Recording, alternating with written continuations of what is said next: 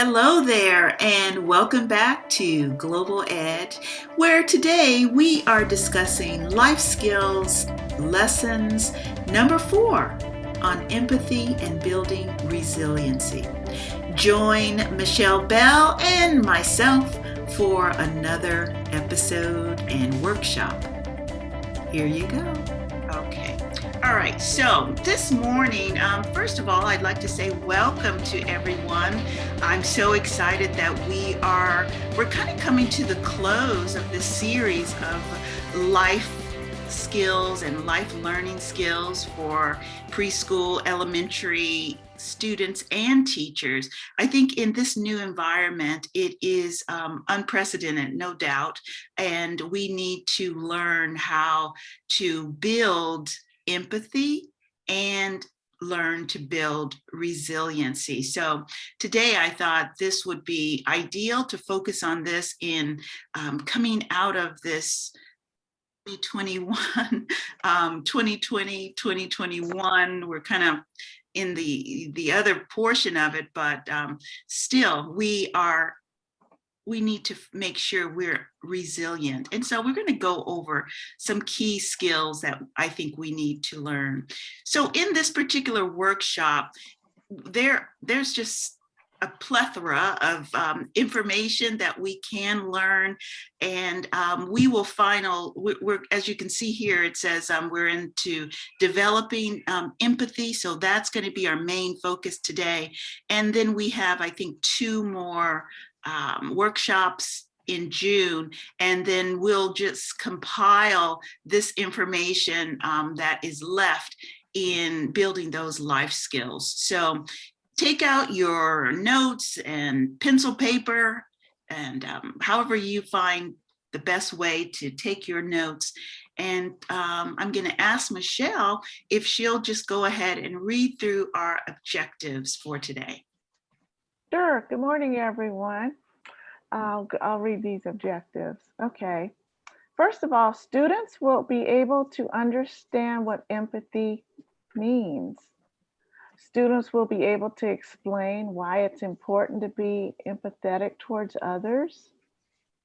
Students will demonstrate knowledge of ways that they can show empathy towards others, and students will discover. Yeah, there you go. Thank you, Michelle. Sure. So these are some, we're targeting this toward the students and how educators can bring empathy into the classroom, as well as teaching our students how to be resilient. I think the portion of resiliency is just equally as important as we are, coming out of the pandemic for sure, and closing out on yet another year of unexpected classroom environment. So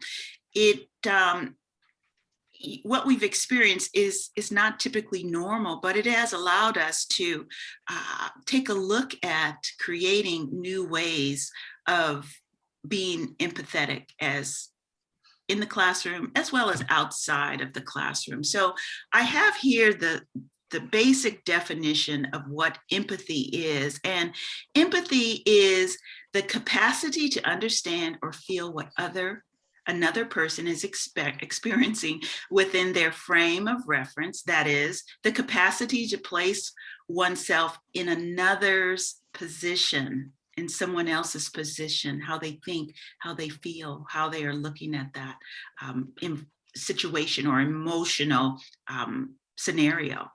The definition of empathy encompasses a broad range of emotional states.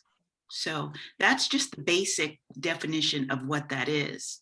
Now, I've included some information here that I want to share with everyone that you can for sure take this. It's called an EQ, or empathy quotient, to find out maybe where you as an individual might stand. Some of us, last week or a couple of weeks ago, we were learning about, in the parenting, we're learning about these different parenting styles. And oftentimes we don't take the time to find out what parenting style do we really operate in? And so I thought we could also take a look at us personally and take this quick exam. There is this particular tool that I will put in the chat so you can at a later date decide that if you want to take that, you can certainly do it. It's 60 questions on this particular questionnaire, but it's just really some easy questions such as, can I easily tell if someone else wants to enter a conversation? It's like, do we have those signals? You know, that's what we're talking about as far as developing empathy. Do we have the appropriate signals in our environment to be able to detect whether or not someone is in need? Are individuals kind of suffering in silence? And you know, as educators, we have to have those ears and eyes in the back of our head, in the front of our head. We have to listen. We have to learn how to read other individuals. And so I think if we often take a look at how we communicate and find out how we do that, then we might be a little bit more receptive to engaging in how other people also are empathetic. So as I said, this is just it's just a quick little survey that you can take, and you know, easy, strongly agree, all the way to strongly disagree. So it just kind of gives you some cues as to what we are looking for in that. I am a little bit disheartened this morning, to be honest with you, and I'm not sure. I just found out about that yet again, another tragedy of loss of lives due to you know, several deaths. 9 people died in Northern California, and that it's just horrific. We have to learn to acknowledge and to look beyond what we see and just take for granted. And so I thought today might be a really good time to re-examine what that really means. What does it mean to be resilient and coming out of this area of being different? Resiliency is the capacity to recover quickly from difficulties and toughness. And if that doesn't identify what 2020 has been for us, you know, globally, I don't know what else would be a better explanation of it. So I just thought that today it'd be a great time for us to really dig deep in finding out how can we become strong and resilient to some of the things that we've experienced, and yeah, difficult times and coming out of those. So that's what we're really going to focus on today. So primarily, we are focusing on things in the classroom, of course, on how we can implement activities, stay on target with hearing, feeling, touching, as far as our senses in the classroom. And we need to learn to establish a sense of purpose. And so we have 4 key elements that I want to focus on, that we need to find ways to bring activities into our classroom to make sure that we are allowing our students to be well-rounded in this complex situation. Number 1, social competence. So we are going to learn about that and making sure that we are identifying that and offering opportunities for that in the classroom. Next, we're going to talk about developing strong autonomy, which is also key, problem solving, and building new skill sets. Again, that's the overall goal of what we're doing throughout this particular session. So this is the definition of social competence. Michelle, can you take it away on this one? Sure. Social competence consists of social, emotional, cognitive, behavioral skills needed for successful social adaptation. Social competence also reflects having an ability to take another's perspective concerning a situation, learn from the past experience, and apply that learning to the changes in social interactions. Absolutely. Thanks, Michelle. So, in this, I mean, this is the perfect definition of, I believe, where we are. We're coming out of in classroom, meeting standards, making sure that our students are staying on course, learning to teach and learn via remote, having insecurities, having difficulty in meeting all of the different learning styles. And so we have to make sure we learn from those past experiences and therefore take those into our next learning area. So the other is social autonomy. And Michelle?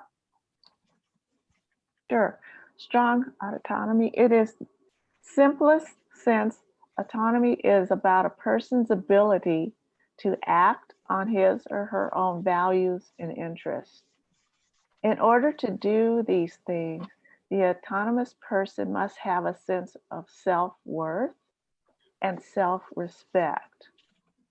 Self-knowledge is also important, including well-developed understanding of what matters to him or her.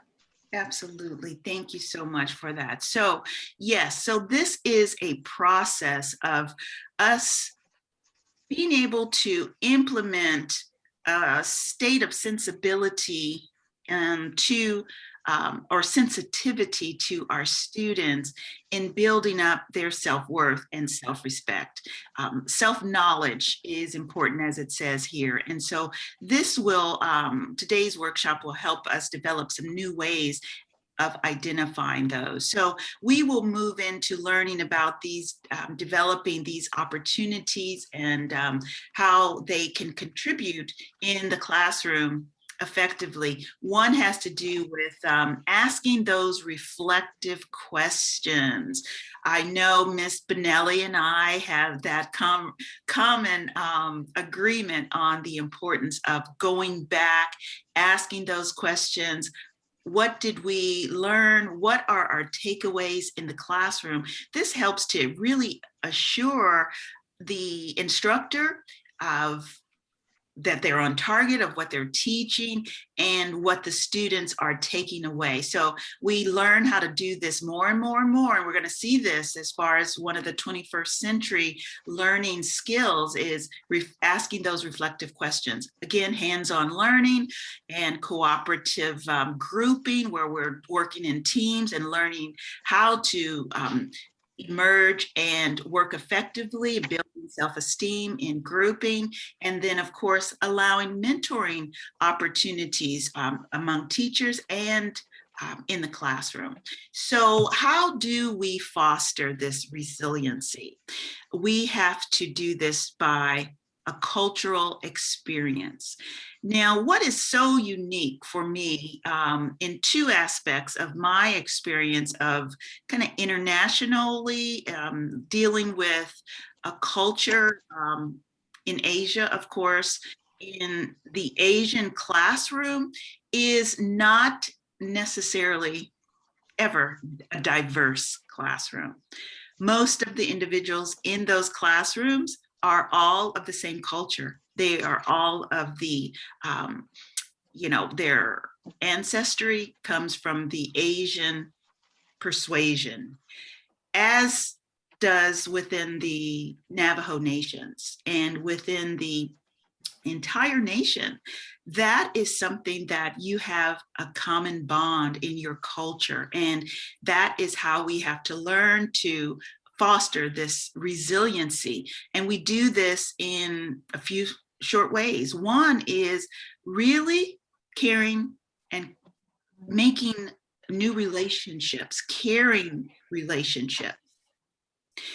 Also, taking the time that's needed. I think often we are so under pressure to teach to the test and make sure our standardized tests are being, increased. You know, those scores are so important, but really we have to take a step back in identifying and taking the time that's needed for each student. Every student, as we know, in a differentiated classroom, they learn differently. So we have to learn how to take the time we need. Also listening one-on-one in small groups, taking the time to listen and ask questions, and then finally participation, hands-on activities. I'm so excited to hear about your taking on the project of planting the seeds, and I'm wondering and hoping to hear and see some pictures of that hands-on project of learning by doing in planting your seeds and watching those grow. So participation is very key. We need to also make sure in 21st century learning, and this capability is, we need to really focus on asking the question, how do you communicate really with your students? I mean, we could say, how do you communicate with your students? And I think all of us would kind of come up with our standard question of, yeah, we have our ways of communicating with our students, and this is what we've been doing, and we found that it's worked, and we're going to keep doing it. But we need to say, how do you communicate really? How do you really do that? And we can only do that when we take an honest step back and ask, is your teaching style student-centered or teacher-centered?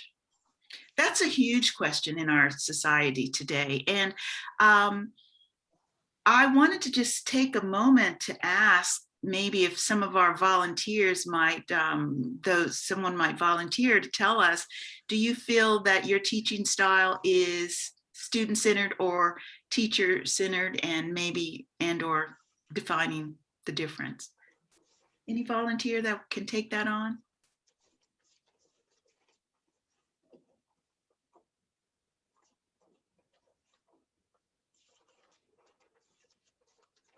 Anyone? How about Cynthia? Are you there? Good morning. Hi, Here. good morning. Sorry to put you on the spot, Morning. but I want to get everyone kind of involved in this learning opportunity. So, the question here is, how do you really communicate with your students? Is it student-centered or teacher-centered? Or do you understand?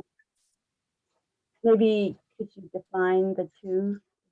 Sure. So teacher-centered is more of a traditional style of teaching where the focus of learning is paying attention front and center to the teacher and going through the lesson plan step by step, focusing on the teacher giving the information to the student. So it's teacher-centered, where the students focus on the teacher, and that is the learning environment. Student-centered is just the opposite. The teacher focuses on the student and what the student needs, and making sure that the student has a voice, giving him the time to incorporate their own style of learning in the classroom. Okay. Well, for my classroom, when we were, in the classroom teaching, I would say I did maybe the teacher-centered 60%, Mm-hmm. and then the students would be the student-centered 40%. And the reason why I say that is a whole group instruction at a 60%. And then I use a lot of, as I mentioned, the differentiated instruction, a lot of workstation. So the students are like doing their own independent work at each station, collaborating with their group, or else in, more of independent, self-centered, opposed to having my own teaching station and just, rotation throughout the whole day. Right, right, So I would say it's almost balanced, but not quite. More of the teacher centered, and right. always using that student centered as well. Absolutely. Thank you so much for that honest evaluation, because, that's really what we need to focus on right now, because we as educators, we need to make sure that we are first honest as far as what we need. We also have that advantage of recognizing what our students need in the classroom, and that honest evaluation is very important. Traditionally, the classroom has been known to be as teacher-centered, whereas the classroom is quiet, the classroom is attentive to the teacher, and somewhat on the rote memorization of learning, and I give you information and then I give you the time to perform that. What we're finding, however, in 21st century learning and teaching skills is that it really needs to be flipped, in really giving our students the responsibility to have a contribution in their learning. It's just as if we are doing something for ourselves, maybe even at home. Oftentimes we learn to respect something that we've cared for and taken care of a little bit more, then we kind of build some self-respect for that. And so that's really the new key as far as the 21st century classroom is gearing itself to become student-centered, where the instructor becomes more of a facilitator and asking those questions of, how do you feel? What is your plan? How are you going to execute this particular problem-solving effort? So thank you again for sharing that information. As I said, it's very honest, and I feel that what often happens in the classroom is, and teachers, when we get in any type of quandary, we kind of reflect back to what we knew, or what we were taught, or what our parents did. And so we need to find new ways and opportunities to contribute to this fostering resilience. And again, as I mentioned, group support is very, very important, where, when we're working in these small groups, et cetera, that everyone is engaged in the learning. And so the caring relationships, opportunities to contribute in positive ways, and having real high expectations in outcomes, making sure at the end of each lesson, we go back and ask those 5 questions. How did you do? What are you feeling? And et cetera. Opportunities to contribute mean to give students a choice. Offer them ways to enjoy new products, new projects, new activities of learning. We need to also take a look of looking into new ways of types of engagement. We do that by team building and support team engagement, making sure that maybe students are partnering with each other. Additionally, we're going to learn about ways of doing peer-to-peer critiques in basic mathematics and writing skills, and even reading, where we're taking away the teacher's opinion, but making it peer-to-peer. You know how important it is for us to have recognition from our peers, a high five, way to go, that's cool, all of that. What's more important, coming from your peer or coming from your teacher? So these are things that we want to incorporate in the classroom, even at a very young age, preschool.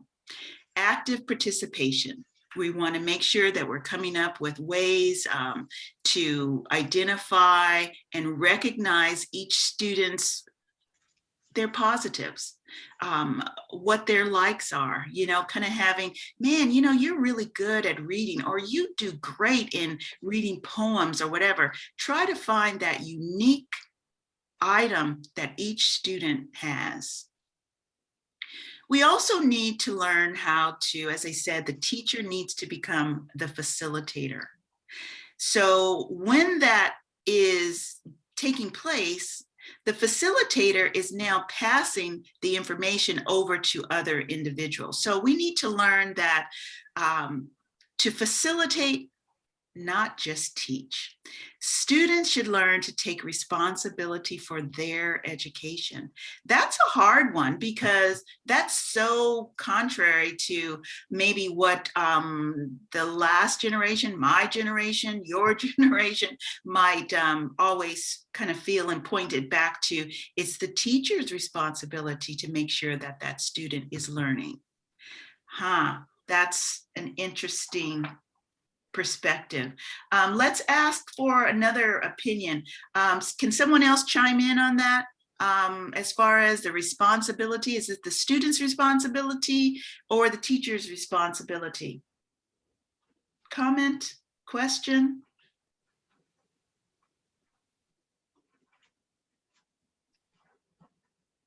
As far as facilitating, good morning, Good morning, Doreen.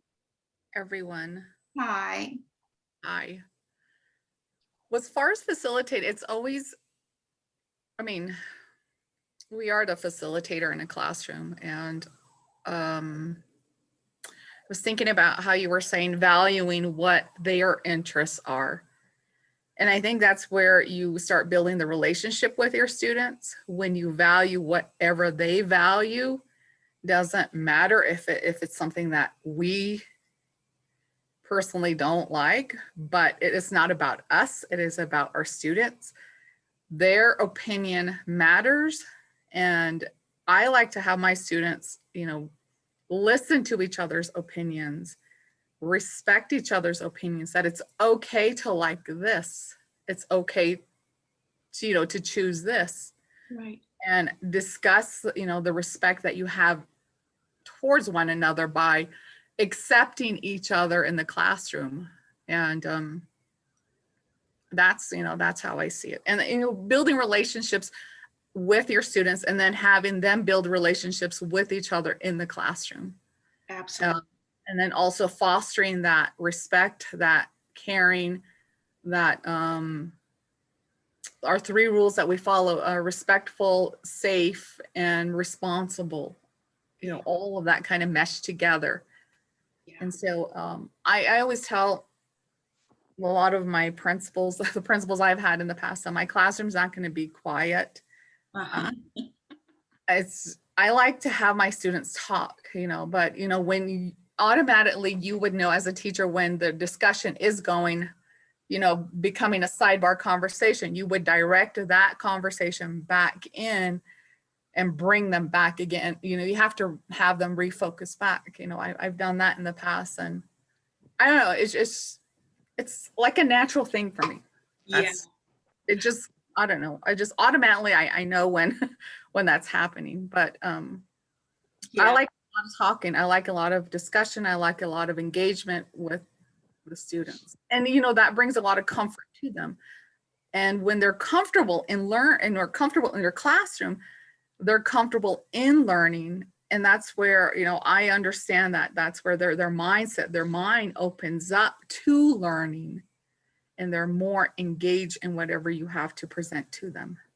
Absolutely. I remember, back in the day of, elementary school, I'm reaching way back, but, of course, principals walk around the classroom and they peek in and they want to make sure that, and this is the old school, more traditional way of, they want to make sure that the students are in their seats and they are focusing on their work and it's quiet. And it's so opposite now of that mentality. But I understand that, as teachers and educators, we have our own personality and teaching styles as well. And sometimes we have had to quench those ways. For me, it's just like, looking back, it's like the coolest classrooms were, and growing up were those that, you know, had engagement and there was talking and you had a little bit more freedom. The students had a little bit more freedom. Those were the students that, you know, would go back commenting and saying, hey, you know, I really have a cool teacher, etc., and those type of things. And so that building up of that style of teaching and relating back is also when we allow our students to see who we really are too, and how we like to learn. You know, everyone doesn't like to learn the same. So thank you so much for sharing that. Additionally, we need to, as we said, kind of, again, engage in individual work, teamwork, and competitiveness. You know, that's another thing. You know, that's why we all love sports. We love PE. We love challenges. We love gaming in the classroom because it spears on this competitive edge. It builds teamwork and camaraderie. So these are things we need to take a look at. The goal is very simple: learn to refine our ways of communication. Sometimes we have to explain a lot. Sometimes we have to just show and allow students to figure out. We need to find ways to develop self-expression in some of our activities. We need to learn specifically ways of improving our writing skills. I have a wonderful project that I will share with on the next workshop having to do with this really fun activity. I love it as far as improving writing skills and self-expression. Ask thoughtful questions. Again, that same KISS principle. Keep it simple, silly, or stupid. Find out students' likes, dislikes, making sure by building that into our lesson plans. You know, when we're building a lesson plan, sometimes it's like you might focus on a student and say, you know what, Stephen, I decided I'm going to make this whole lesson just for you because I know you love this style of learning. You know, I mean, that can change a kid's day, really, if you just focus on them and just let them know how incredible they are, and reflecting back to that. I believe in you. Wow, that's so powerful.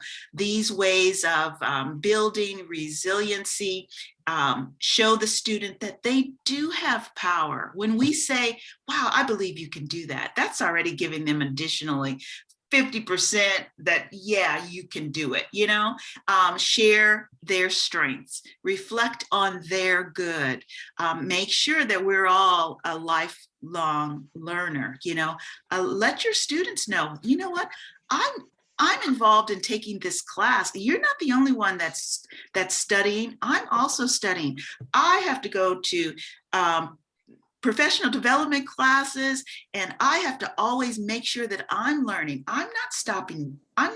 You're so valuable that I want to keep learning.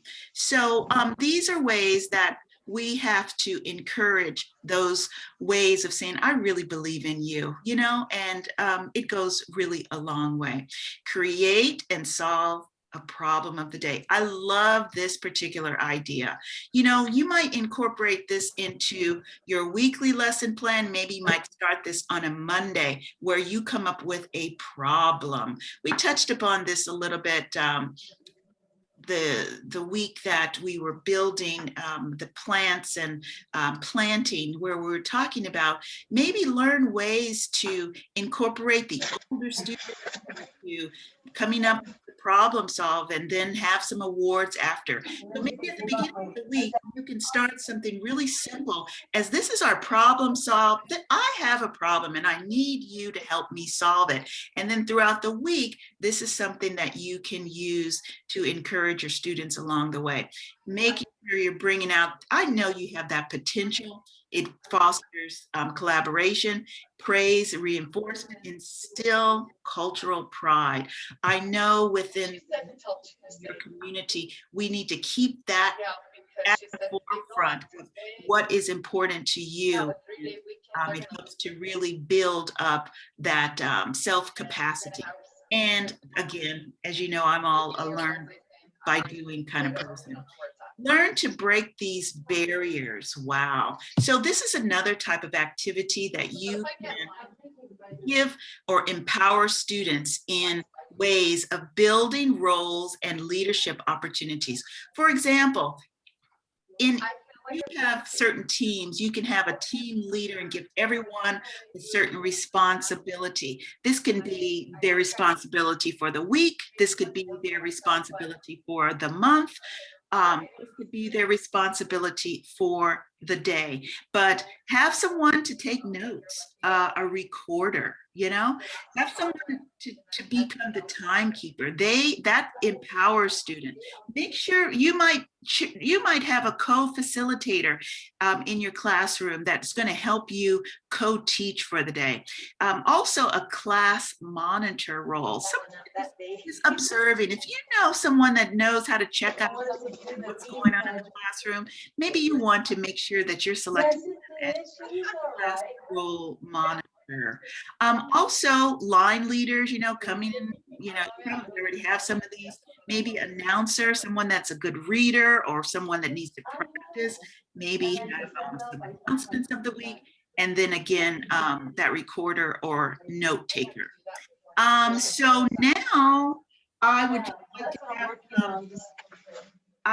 I'm hearing a little feedback. I think someone has they have their mic on.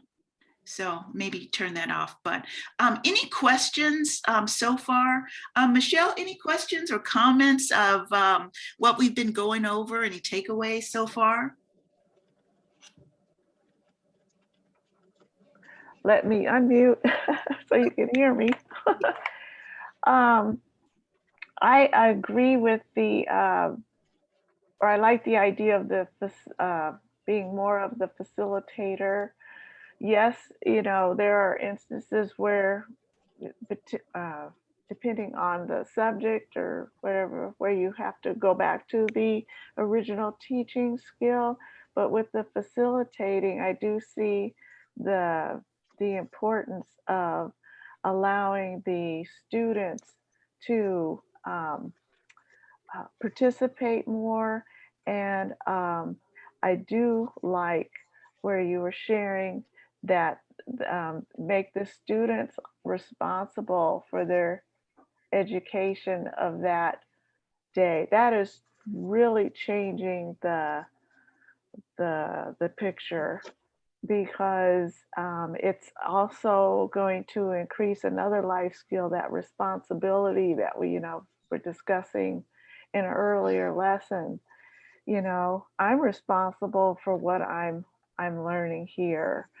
I mean, maybe not the whole part, but I do take the portion of this is my responsibility. My responsibility is getting my assignment done, or sharing and participating in a team event, or whatever it is.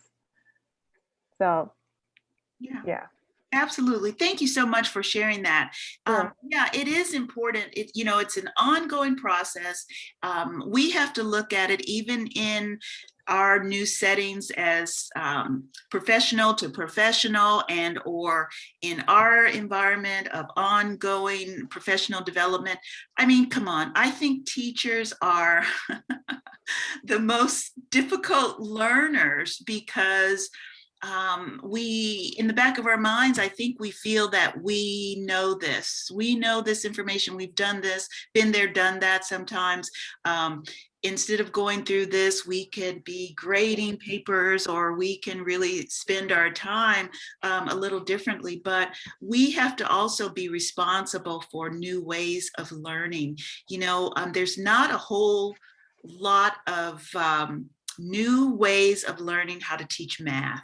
There's not a lot of ways to teach grammar. There's not a lot of ways to teach someone, various skills. And so we have to find new, innovative ways in order to do that. So I know I like to bring in a video, whether they're older, newer, the concepts are something that will allow us to have some wonderful takeaways. And I have one here on building resilience, and I think that they have some great tips that I want to share with you all. And then afterwards, we'll take a quick review on some activities and some of the things that we know for sure that we can work on to give you new tools. Anybody have any desert experience?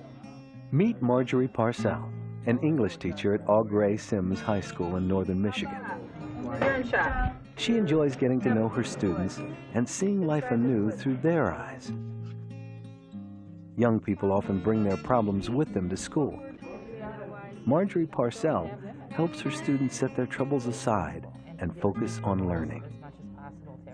To do that, a teacher needs to believe that all students can achieve, and that a teacher has the power to cultivate a quality that is crucial to living in today's world: resiliency. How would you do that?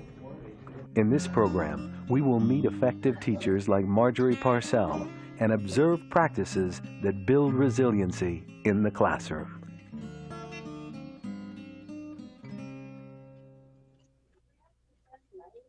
I have, and you get to pick what you're going to put.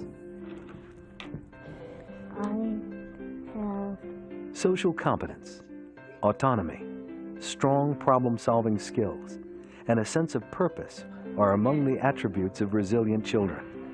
Students with these skills have an easier time succeeding in school.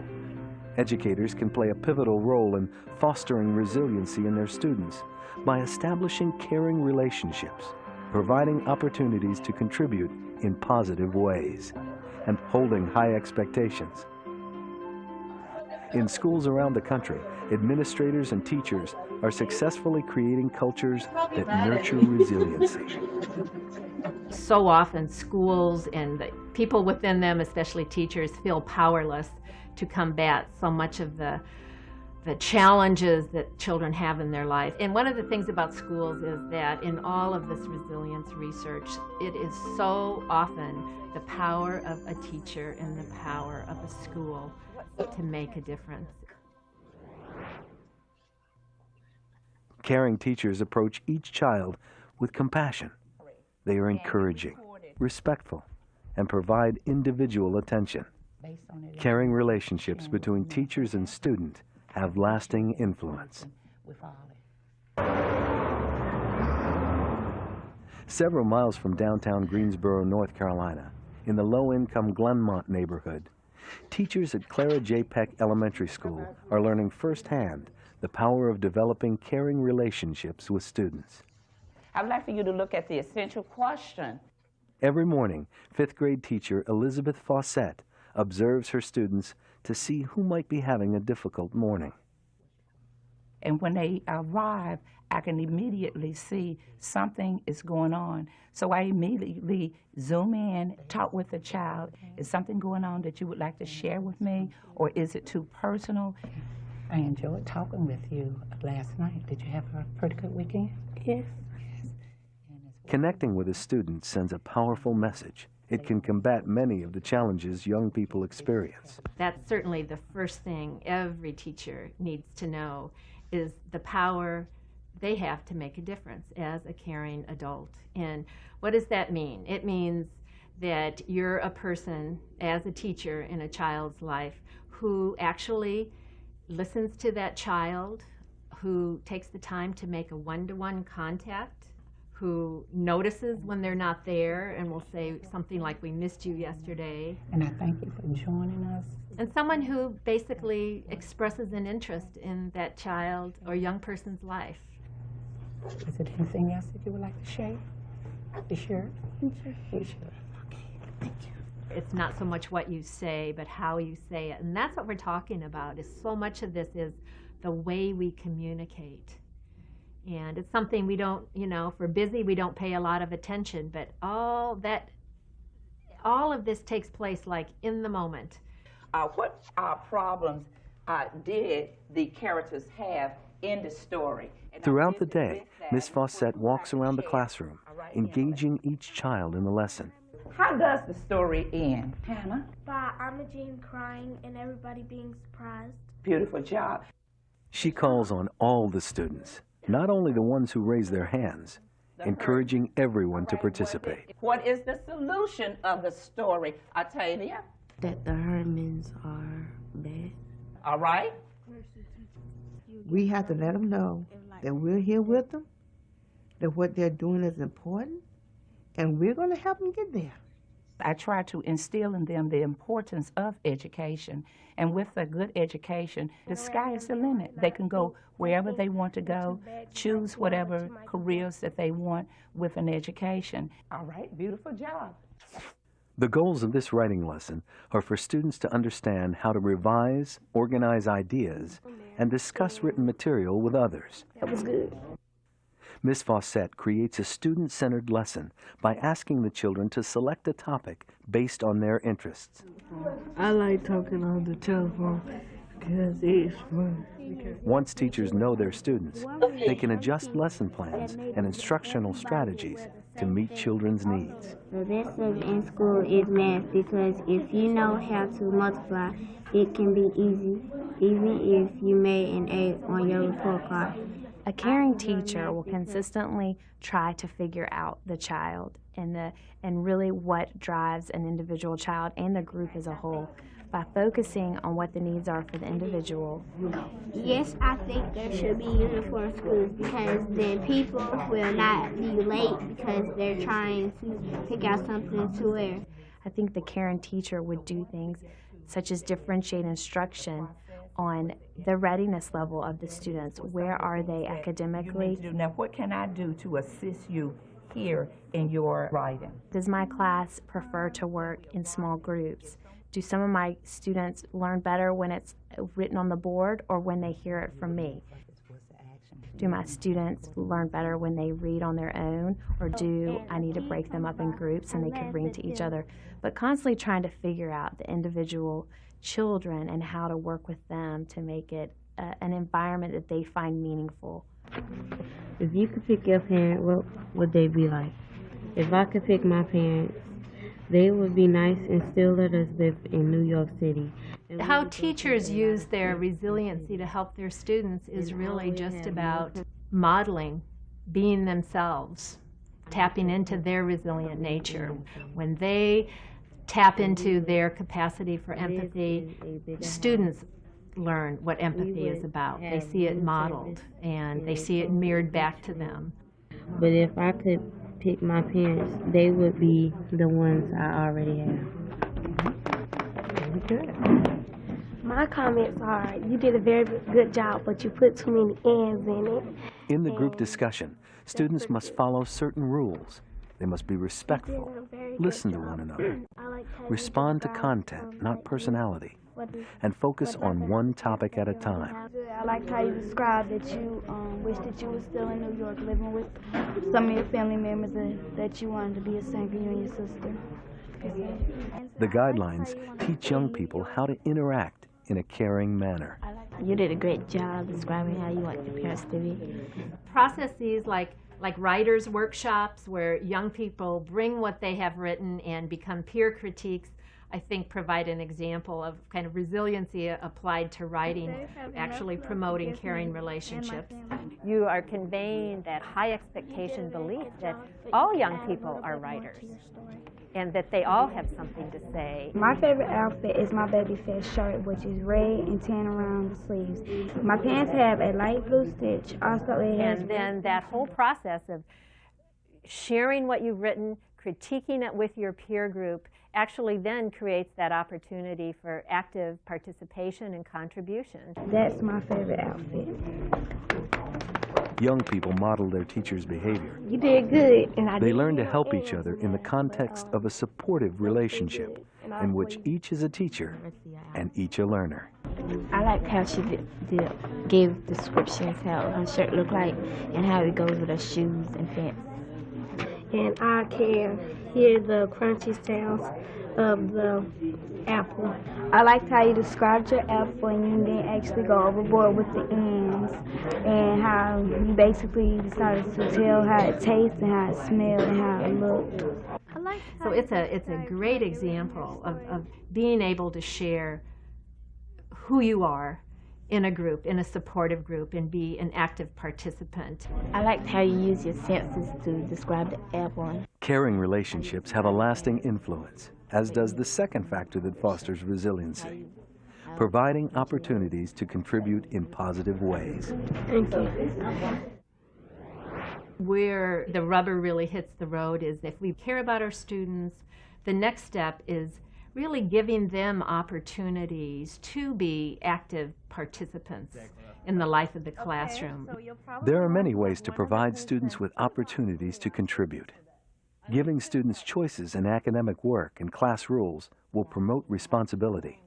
In their lessons, educators can incorporate activities that include reflective questions, hands-on learning, cooperative grouping, and mentoring opportunities. These strategies build a child's social competence, autonomy, and problem-solving skills, and helps them adopt a positive outlook on their future. Students will always tell me when I say, when is it you like learning? When is it meaningful to you and you feel like you're understanding? They will always say, it is when we're doing a project like in science lab.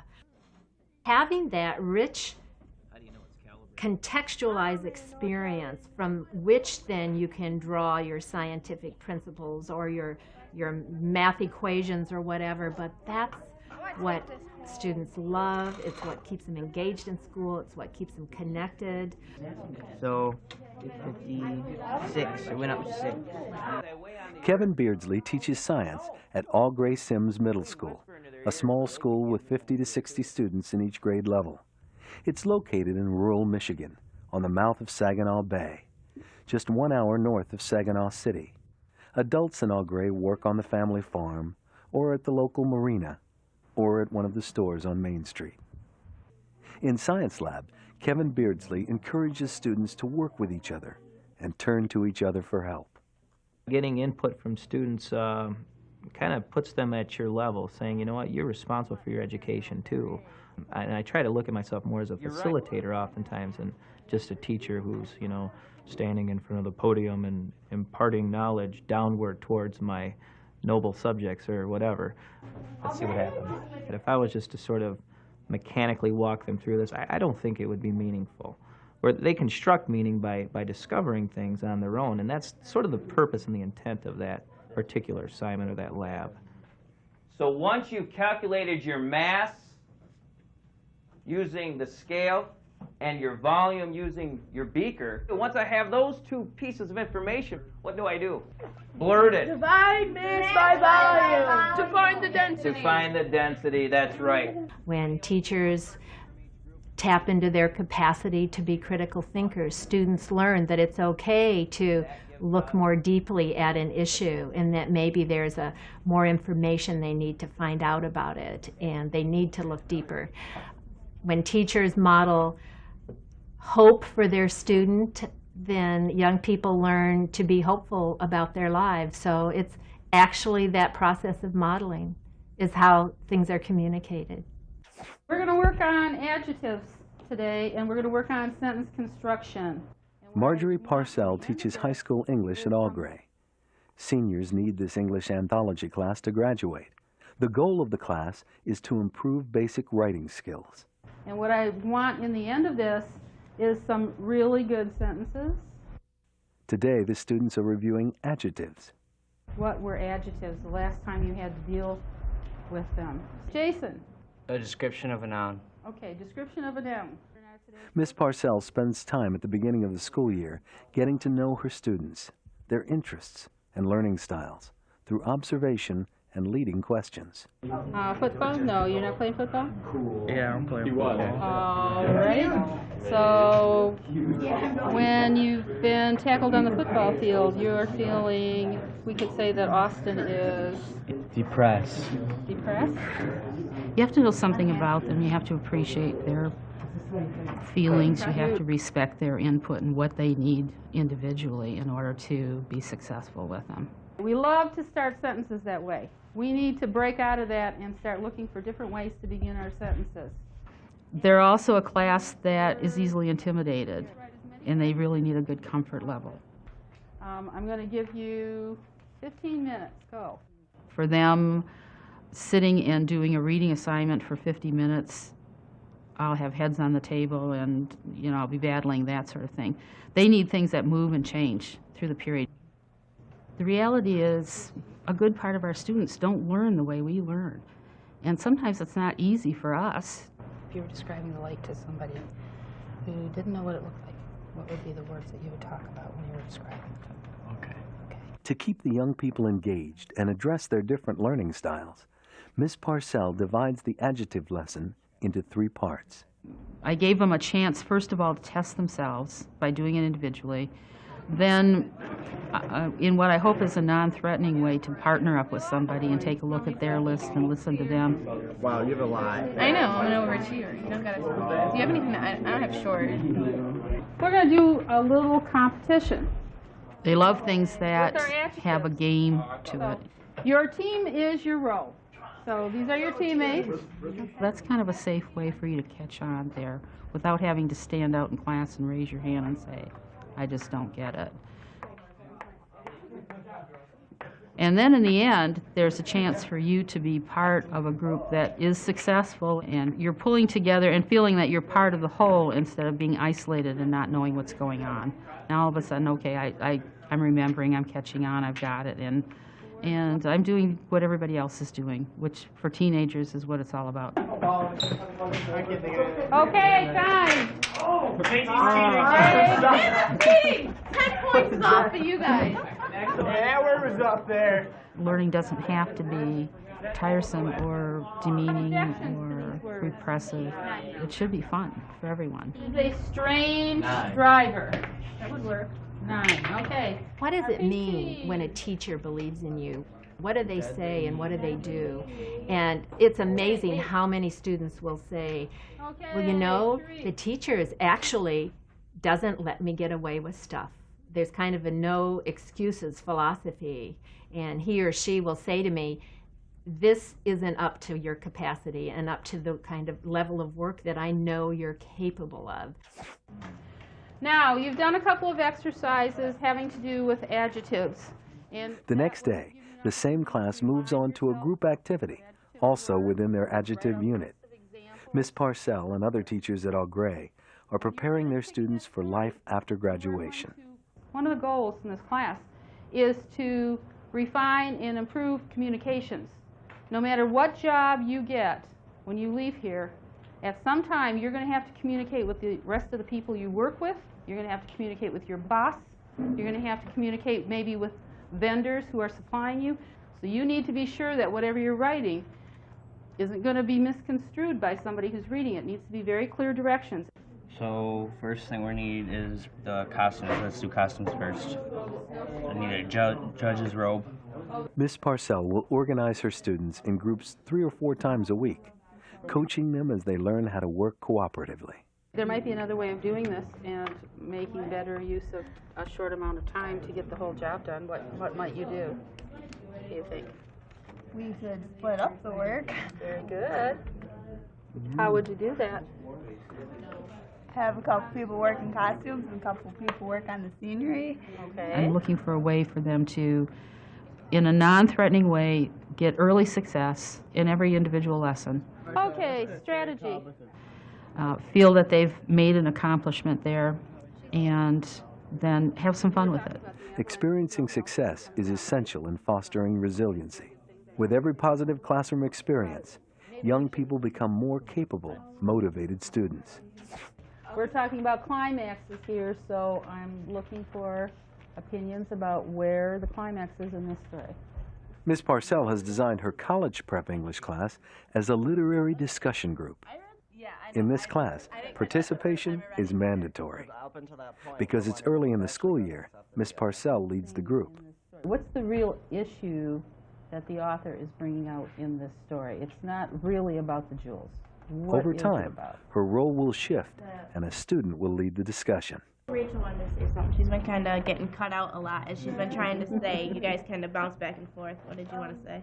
To prepare her students for college-level English courses, Ms. Parcell knows they need to strengthen their writing skills, learn to discuss literary works in depth, and become comfortable with literary terms. I thought the climax was when he accepted her offer, when he paid her for the jewels. I have a lot of ways to assess through their writing and to understand where they're at. But in trying to formulate a question and draw someone else's opinion out, it requires you to think a little more in depth about the question that you're asking. It cannot be just a yes or no question, or it shouldn't be if you're going to get someone to speak who normally is a quiet person and is not offering very much to the class. Jeffrey, did you get anything like that out of it, or? No. No. What was your? Well, I just thought that he didn't want to upset the Duchess because Students engage in scored discussions. Paying attention is crucial and counts for just over half the grade. Students also receive points for encouraging others to speak and asking thoughtful questions. The higher scores go in how much you draw out of other people rather than what you deliver to that scoring session yourself. I think he cares that he would let himself trust her. Also, the things that you do deliver should be something of substance. What do you think it is? For me, I'd say that the overall climax of the story is...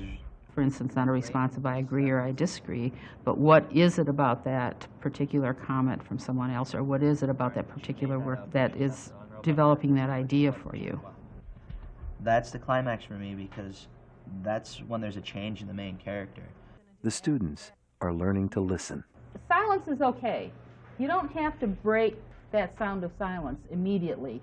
If someone needs a few moments to think about it, if you need a few moments to think about it when I ask you a question, take that time. If there's a void in the conversation for a few seconds, that's okay. And let people finish their thought, because you aren't going to have another view to share, another view to question or to look from if you don't let them finish where they're going with that. Every day, these young people will have the opportunity to contribute in positive ways in class. No matter what choices they make after graduation, they will be more resilient and better prepared for life.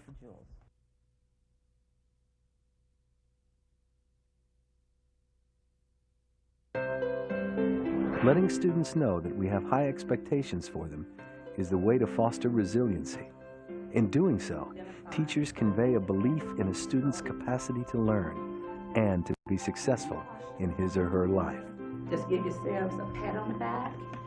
Beautiful job. Part of the conveying of high expectation messages is helping young people realize that they do indeed have a power within inside themselves to rise above what their challenges are. Teachers who look beyond outward appearance and prior behaviors and embrace a deep belief in a student's capacity to learn have the power to change the behavior of their students. But it is not enough to believe success is possible. Teachers must get to know their students and help each one understand his or her strengths. This enables students to think differently about themselves. A student with a poor self-image might redefine himself or herself as a skillful writer or a strong discussion leader.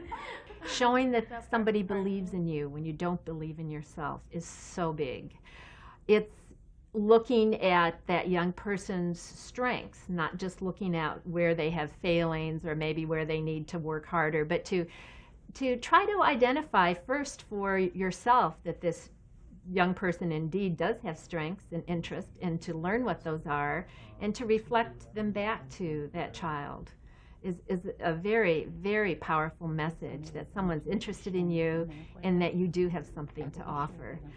All right, boys and girls, before we begin our problem of the day, let's determine some tasks at each table. Marianne Yarborough has been teaching at Peck Elementary School for more than 40 years. She's a lifelong learner, eager to learn about the latest research and try innovative instructional strategies. She's passionate about teaching and cares deeply for her students. Let's do that right now. many of our students don't have the support system that they would need to be successful. All right, if you are going to be a facilitator, raise your hand. So when they come to school, we want them to feel that they are cared for, that they are connected to a learning community, and they're connected to adults who can give them that support that may be lacking at home. Excellent. All right, everybody has a job to do. Miss Yarborough always begins her math lessons with a problem of the day. Today's problem is in line with the unit's pre-algebra objectives. Our problem of the day is, today we have to find out what are the unknown values. All right, Kristen, give the students some directions. All the numbers in each circle must add up to the same sum. It's also an opportunity for students with strong critical thinking skills to excel. What should they do next, Trayvon? You should look for the circle that only has numbers, not... All right, we're looking for a circle, boys and girls, that only has numbers. Let's look. We have 6 circles, and we're looking for one that only has numbers, no letters. What would that be? You can help me. You be my assistant. Call in somebody. Dale. We will have to enter into our calculator 27, 21, 17, and 15, and 18 to see what we get. I try to show the children that they have so much potential, just like today when we did our problem of the day. Very good. And I said to them, I see some potential teachers here. I continually remind them that you can go to college. All right, do that, boys and girls. And you might work with a partner and collaborate at your table. Work with your partner. Or enter all the numbers and see if you can find out what the sum is for the red circle. All right, did you get an answer? Let's see what sum we get. I'll let you call on someone. Lashana. The answer that you told me is 98. All right, if you got 98, thumbs up. If you got 98, thumbs up. Excellent. So now we know that the red circle, the sum is 98. So now we know that we can begin to solve the unknown. We need to solve what is the value of X, the Y, and the Z. Thank you very much. A good job. All right, I need 2 more volunteers. You have to tell them that you have great confidence in their ability and that whatever they want to achieve, whatever they want to be, if they work hard enough, it's possible. All things are possible, but with that comes hard work. Tell us what to do now, Helen. We must add 31, 21, and 14. Success breeds success. Once they have been successful, it develops this excitement within themselves that I want to continue this. I like this. This is good. And I can do this. We know that our children are going to have things in their life that's going to make them say, I can't do this. But you know, my teacher said I can. So I can. What was the outcome? You can call on somebody. Michael. The sum was 66. All right. What do we need to do, Helen, then? We subtract 66 from 98. So if you enter that information into your calculator, and let's see what we get. Okay, Helen? Look around the room. Call on someone who hasn't volunteered yet. Justin. The sum I got was 32. That's right. Okay, so we found out that Y is, well, what are you telling me? 32. It's 32, so then you... For children to excel in school, they must have the supports necessary for achievement. In the classroom, that means activities that promote a sense of self-efficacy and optimism. The answer that I got from the unknown was 31. Instruction should address different learning styles and use a variety of strategies. First, you have to enter in your calculator 34, 18, and 15. All right, let's follow her directions. And you know, you learn by doing. There's no better way to learn. When a lesson is being taught, the teacher is probably learning more than anyone. So that I allow my students to get up and assume that role of assistant teacher. You already know that it's 98, so you subtract 67 from 98 to get the answer. Let's do that, boys and girls. And sometimes they have a way of getting the message across that maybe a teacher would not be able to. Okay. So we know that Z is 31, so add 31, 15, 18, and 34. Excellent. All right, do that, boys and girls. You're doing great. I believe all children can succeed. Some children may be late bloomers. But when they taste success, when they see what success is all about, then they will continue to want to be successful. And so much comes from the motivation and encouragement that they get from that teacher. Thank you, boys and girls. You've done a great job. Pat yourself on the back. Good job. What was the importance of this activity? What did it do to our minds? What did it do to our brains? Kristen? Well, it helped us develop our brains to learn more. Why did we start our math lesson with the problem of the day, LaShawna? Because it helped us learn more on our thinking skills. It helped us to get all that knowledge into our head to learn it in the afterlife when we're done. What would you say, Brittany? How did it help you today? It helps you understand how to do math. How to do math. All right, yes. Zenobia? It helps me bring up my grades and it helps me think better in math. I like that. Helps you do better in math. Do you have a thought? It helps us get smart and get good grades. And it also helps us develop our thinking. All right, boys and girls, what we have just done, believe it or not, boys and girls, this is a pre-algebra problem. This type of problem actually is introduced, I would say, probably the 8th grade. And you, boys and girls, are in the 4th grade. And you're already developing an understanding of pre-algebra. Isn't that wonderful? Isn't that wonderful? Yes, yes. Pre-algebra in the 4th grade. There's all kinds of different ways that students can achieve and develop competencies and strengths. So it's a message from a teacher that you have the capacity to be who you want to be. Let's find out what your interests are. Let's find out what your strengths are. And I, as a teacher, will help create a bridge for you to a future that you can see yourself in and that you want to be in. Very good. All right. Great. The teachers we've seen in this program are breaking through the barriers to achievement by using classroom practices that foster students' resiliency. Effective teachers develop caring relationships with their students and encourage caring in their classes. They provide opportunities for young people to contribute in positive ways throughout the school day. They hold high expectations and provide the support necessary for students to achieve them. These conditions satisfy our basic human needs for love and belonging, respect, a feeling of accomplishment, and hope for the future. When teachers foster resiliency in their students, young people win. They come to school ready to learn, see themselves as successful learners, and are better prepared to overcome any obstacles that come their way.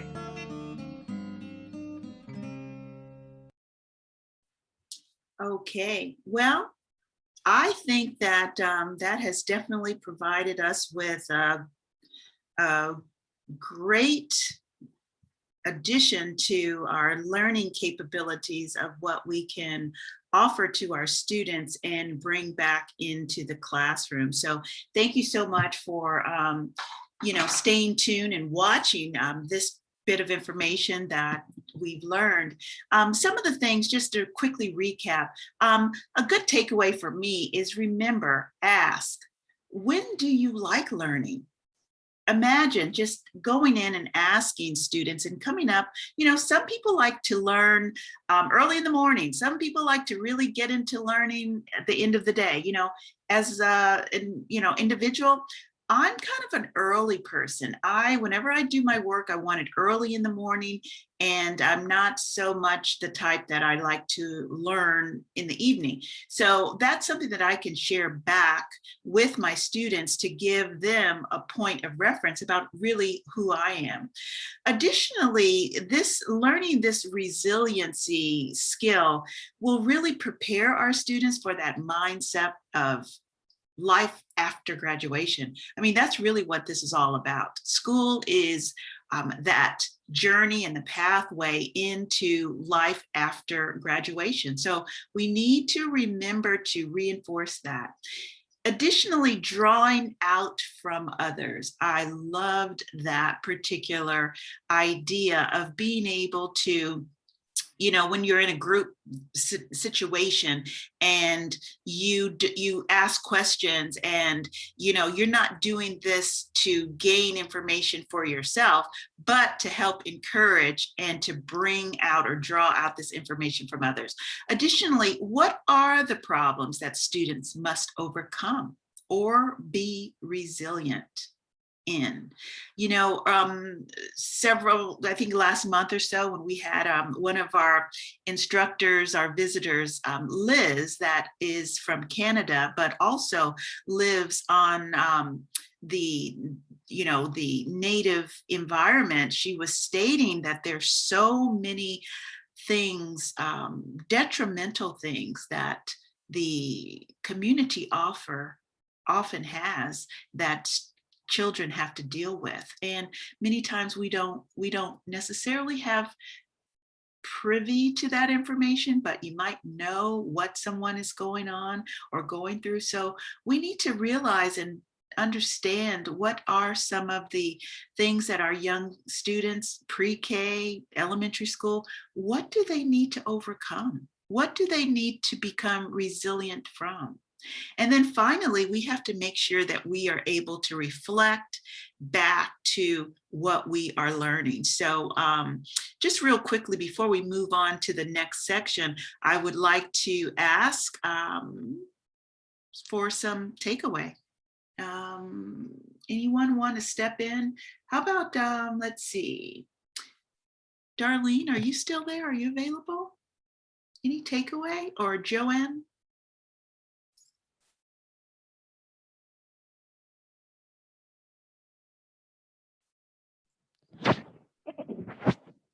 I don't know if you can hear me. Yes, I hear you fine. Hi, Miss Pete. Hi, How's it going? I'm good. Good. So just real briefly, what's any takeaway that you got from that particular bit of information? I think that all students are eager to learn, and just like the other video for in my situation with the resource students, I really don't like to label the students as special ed, because it's like we're labeling them, and I don't like to do that. So I like to say it's a resource room where they come to me, and everything is like one-on-one. So I have a small group and I work one-on-one with them. And, you know, I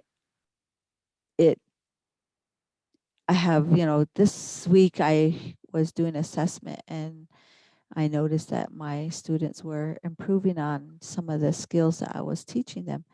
And that was like, wow, you know.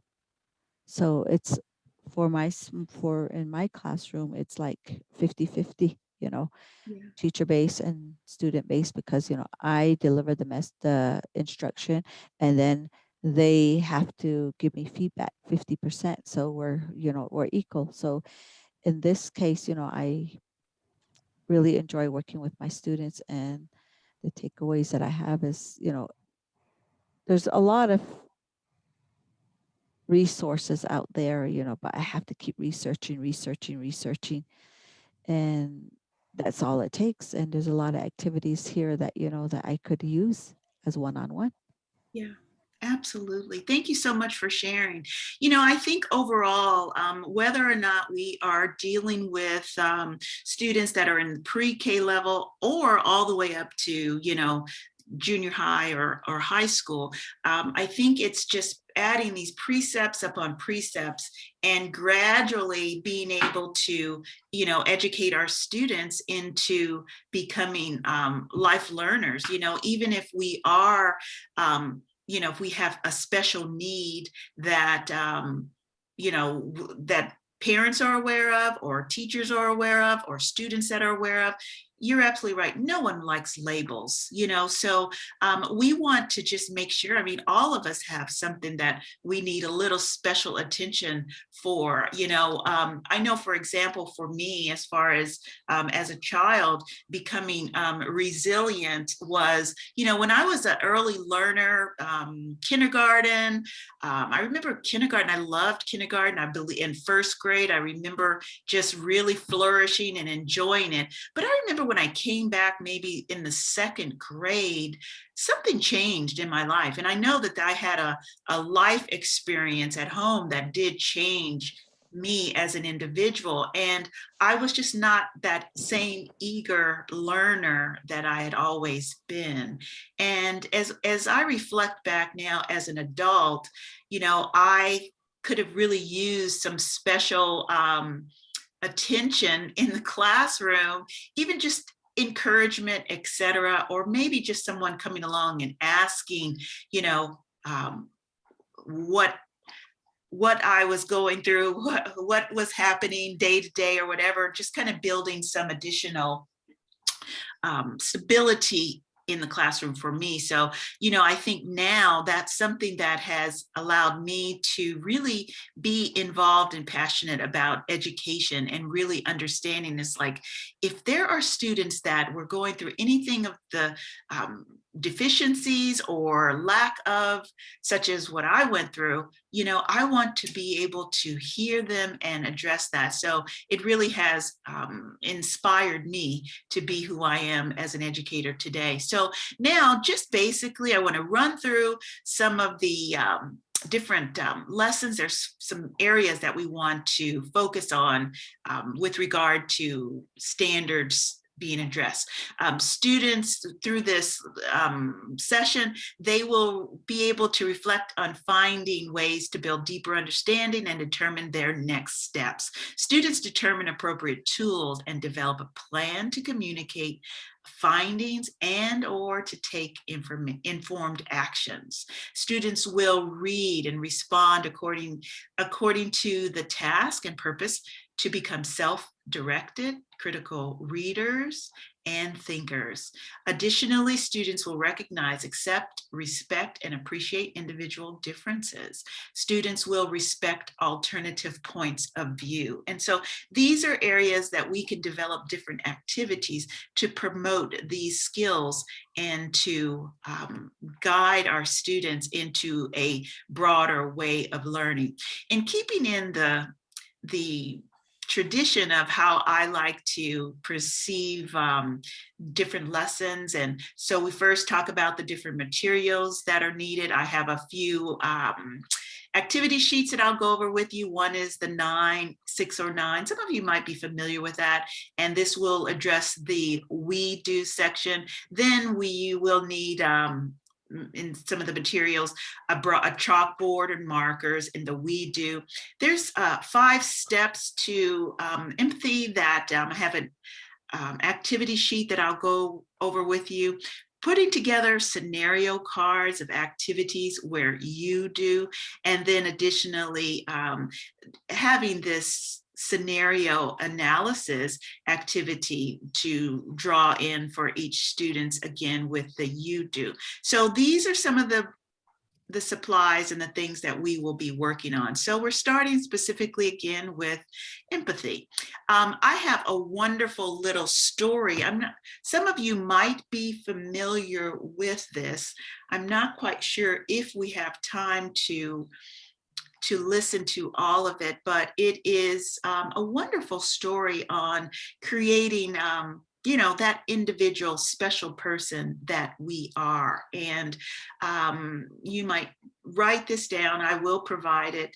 There is a great little story involved, and it's called One, and it's by Catherine Otoshi. And it's read, it's something that you might want to use in the classroom as well. And I'll come back to that, but I just wanted to make sure that this is a nice resource that you can use in the classroom to help promote being an individual.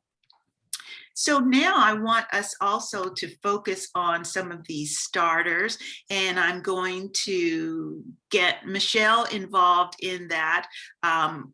This just quick little, some starters that you might be able to use in the classroom. We'll just go through these pretty quickly. Michelle? Sure. Okay, walk to the front of the classroom to address the students, and while doing so, dramatically trip, stumble, and almost fall to the ground. Take some time to regain your composure and perhaps say something like, I could have fallen and really hurt myself. Gosh, I'm so embarrassed. Then look up at all the students to see their responses or reactions. Tell students that you feel really embarrassed and what happened to you. And then ask students, do you know how I feel? How would you feel if something like this had happened to you? After a few students respond, explain that if we know what you must feel like after that incident, then they're feeling empathy. Then tell the class, today we're going to learn about empathy and what it really means. Right. Thank you, Michelle. So that is an example of just something that you can implement into the classroom. Of course, there is nothing like feeling embarrassed. That can change the whole trajectory of where you are headed through elementary school and into junior high school, holding on to those embarrassing moments. So if we can allow people to express that feeling, it will really help us to overcome and to help students to regain composure and just feeling like, man, it's normal to get embarrassed, but we don't have to be stuck there. I know with me, I got stuck with embarrassing moments, and I never recuperated from some of them as in my childhood. So I can only imagine what some students might go through. So I think that this is a great example of how you can implement something like this, not only one time tripping over something, but you can just have a strategy per week of, adding something like this into the classroom.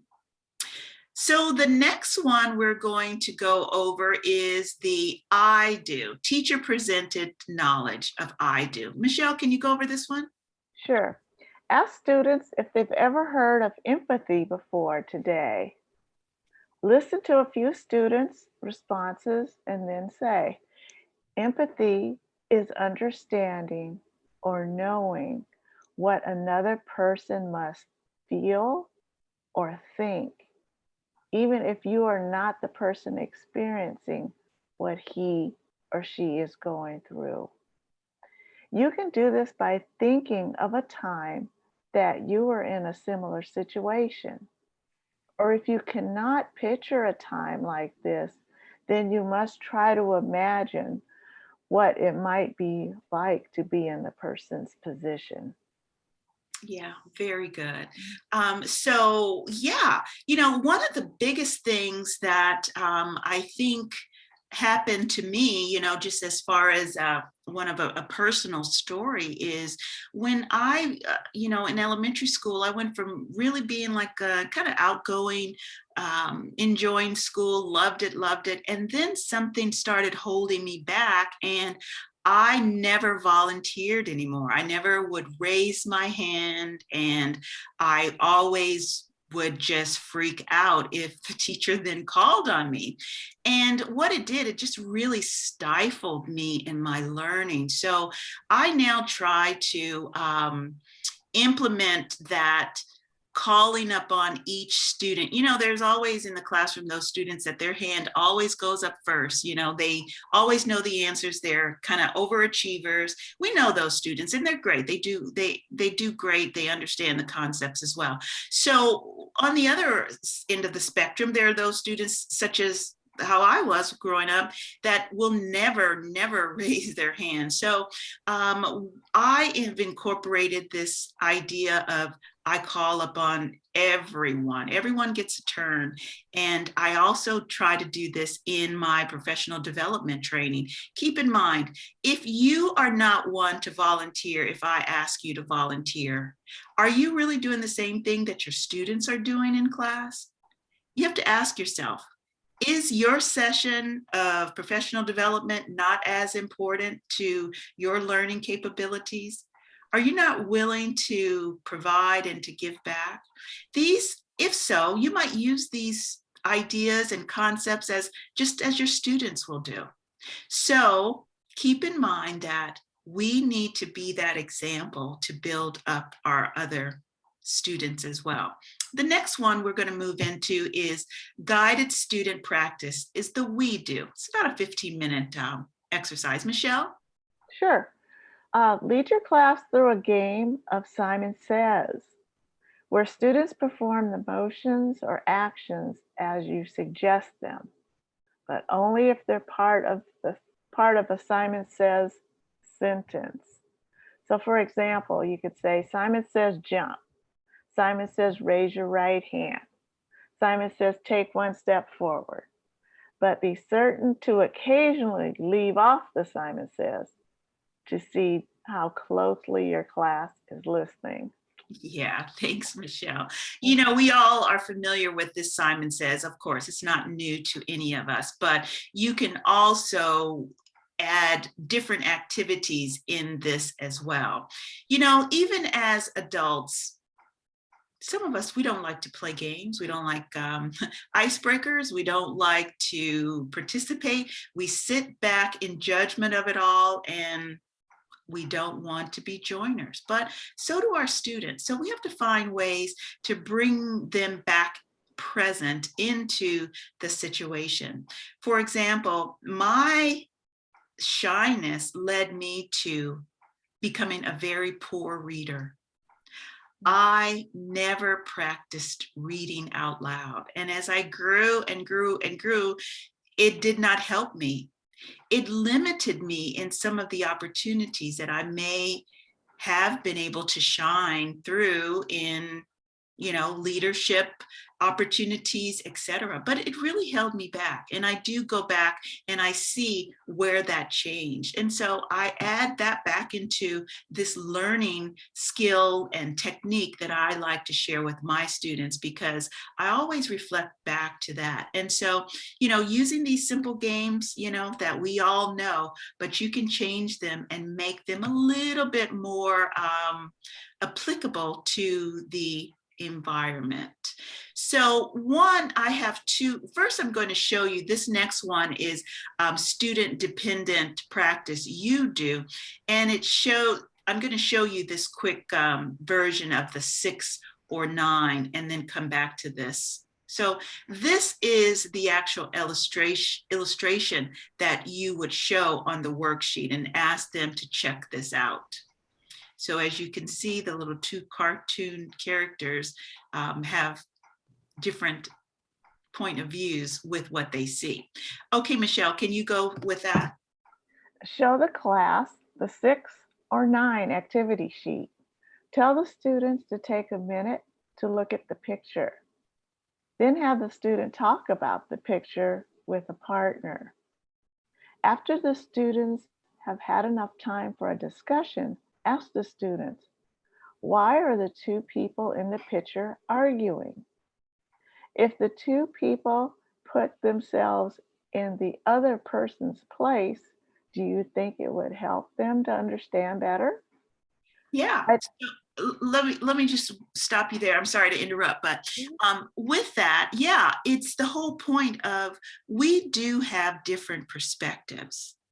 And so depending on where this person is standing, this person actually sees this as a 9 because that's where they're standing, of course. And then, of course, this person sees it as a 6 because of where they're standing.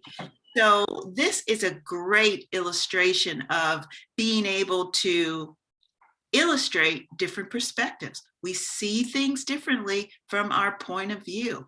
You know, if we're standing on top of a table looking down on something, we're going to see something different. If we're at the front of the classroom, we're going to see something different, and vice versa. So this is, you know, a little activity that will help get through this particular one.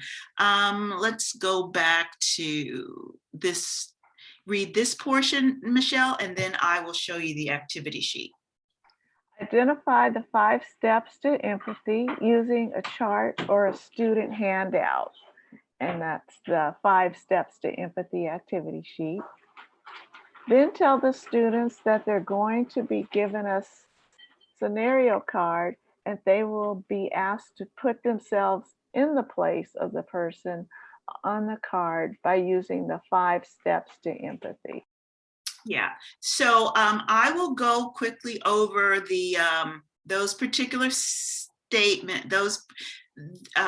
well, first of all, let's go to, whoops, I guess I know I have it here somewhere. Okay, so these are the empathy scenario cards that that you can generate yourselves or to have students generate. And of course, depending upon the level of the student, you just are going to identify different scenarios in the classroom.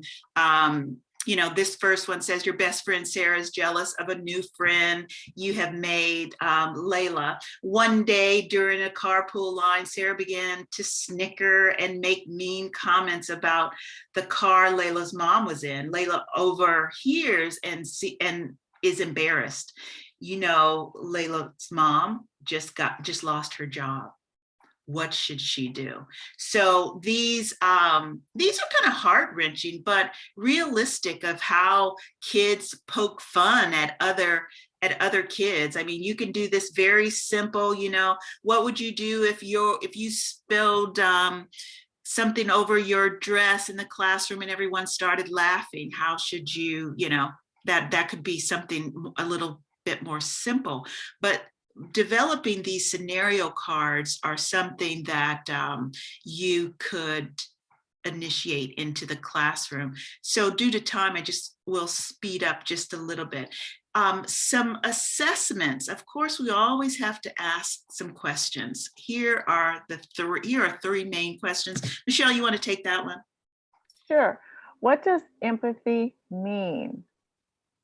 Why is it important to show empathy for others? And how can you be more empathetic towards others? Right. So these are some simple ways that you can also make your own little assessment cards and distribute them throughout the classroom and, you know, make a game out of it and then just absolutely share this particular information. And then here's a closure, Michelle. Sure. Call on a few students to read their scenario cards and share what they wrote down on their worksheet. Then remind students showing empathy for others is an important part of a classroom community. When classmates are upset or experiencing challenges, it is important that we put ourselves in their place in order to support them and make them feel accepted and cared for. Using the 5 steps to empathy will help you be more compassionate and empathetic. Very nice. Thank you so much, Michelle. Sure. Now, I'm going to show you those 5 steps in just a moment, but again, and just kind of keeping with our format, you need to remember to add these lessons of the art, drama, culture, literature, and physical education. You know, you can have something, a simple drama illustration of have students form a small group and then perform short role plays that show what empathy looks like. In the ELA extensions, have students write thank you notes to their family, their classmates, or the school faculty and staff as a small act of kindness to build empathy. I love that idea. You know, it's always a nice thing to pass on something. in giving thanks to others.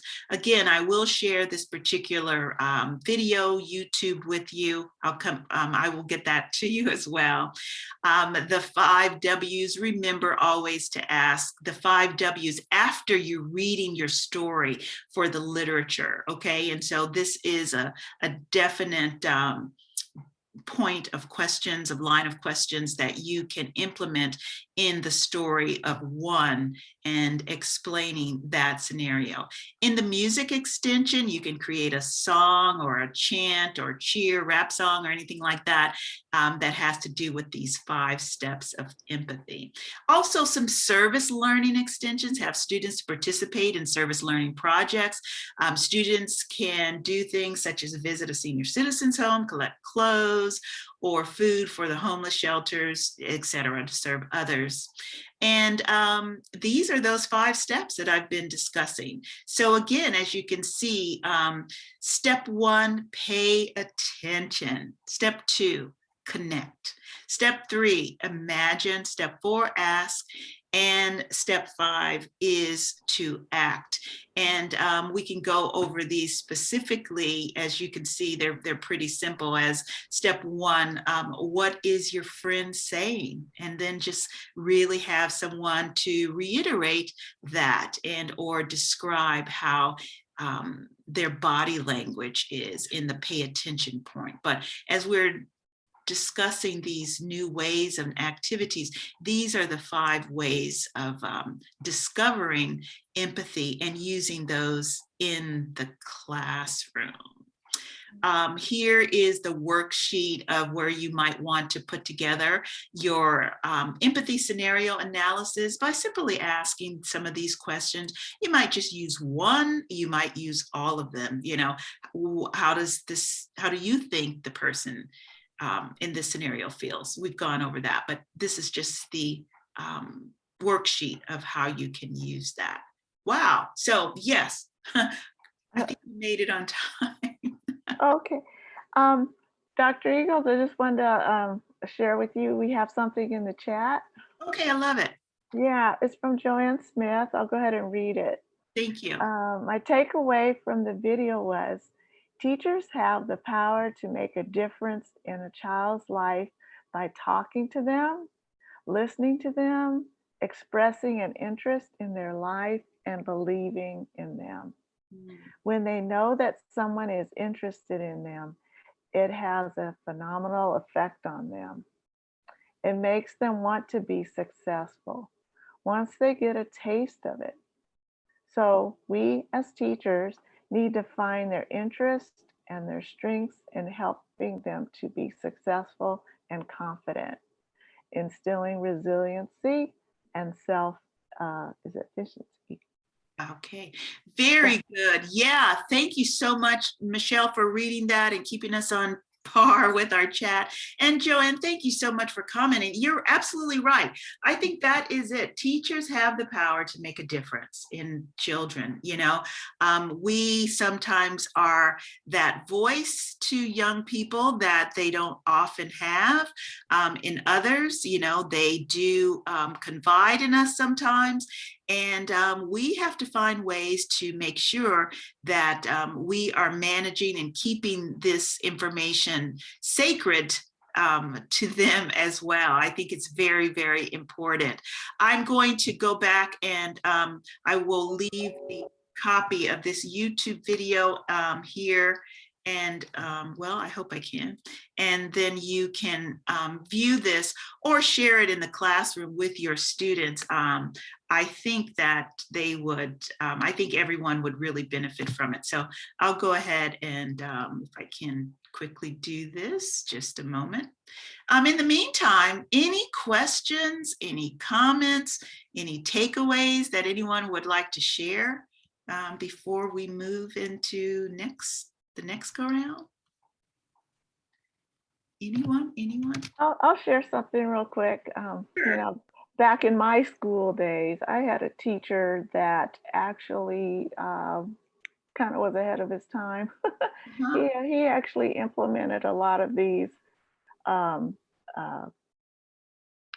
skills as far as letting the student kind of lead, not lead, but not so much the traditional teacher teaching. You know, he was more of listening to the students and using a lot of these skills like we saw in the video. And I have to say, you know, he always stood out as someone that caused me to want to succeed and push myself because I felt connected in that class. Right. And yeah, it was just like a whole different world. You stepped into that classroom and you were just, it was a whole different place. And kids feel that and they thrive on that and they want to succeed, they want to learn. And the following, the year after that, I was third grade and I had a more traditional style teacher. And it was just, it was like I had fallen off a cliff. I didn't know how to adjust back to the old way. Right. And I'm sure you still reflect upon that feeling, right? As an educator or trainer. Yeah. Yeah, definitely. Yeah. Thank you so much for sharing that. Mm-hmm. Yeah. So if we don't have anything else, I think that's going to do it for today. We'll go ahead and conclude. I did add that video about the book and the reader there for your benefit. I will also post this link for the video of today's workshop and send that to you later this afternoon. But if you have any comments, please add. And again, thank you, Joanne, for that very thorough comment that you added. I really appreciate everyone showing up today. And I hope that you have a great weekend. I guess this is a 3-day weekend. Happy Memorial Day to everyone. And please be safe out there. Okay, I think that's it. Bye-bye.